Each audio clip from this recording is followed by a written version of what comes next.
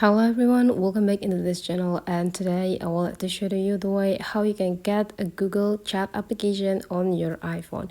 So Google Chat is the newest version of Messenger of it's in old days or old times it could be a messenger, but then it's being upgraded become a Google Chat. So how to get that? You just need to open your app store right away.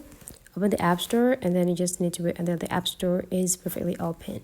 Take a look on this button feature, just tap into the search button. In the search section, just type chat easily, super easy. And then you just need to go click search. And that would be like give you like a lot of application, but if you cannot find that, you just need to add the Google app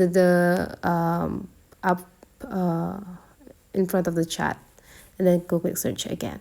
So the Google Chat application could be symbolized with this, and then you just need to download by go click get right here, and then that could be starting downloading the application. Now you just need to wait until the installing process succeeds on your phone. Right after that, you can just jump into the next tutorial because I already made how the way you use the Google Chat application. Stay tuned and let's meet again into the next tutorial.